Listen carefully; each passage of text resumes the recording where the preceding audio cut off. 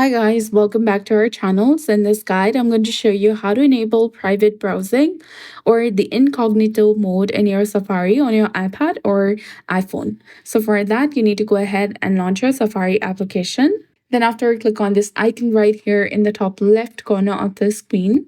From the menu that appears, select private. And here, this will automatically enable your private browsing. Private browsing is designed for preventing tracking by default. And you can also add additional privacy protections for your private tabs as well. Now you can go ahead and use this search bar in the top to search or enter a website. Then hit search on your keyboard. And this way you can go ahead and access any website or search for any specific thing that you want to. You can also go ahead and click on this plus icon to add a new tab to your private browsing.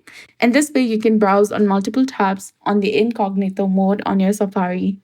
Now, in order to delete the tabs, you can click on this icon beside this plus icon, then select the cross icon for each page.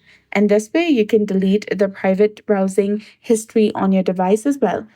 Now, if you want to switch back to your original tabs, click on the tabs icon from the top of the which is in the top of the private option. And this way you'll be able to access the previously viewed browsers on your Safari, which is not private. So that's it. I hope you found this video helpful. If you did, please like, share, and subscribe. Thanks for watching. We'll see you again in the next one.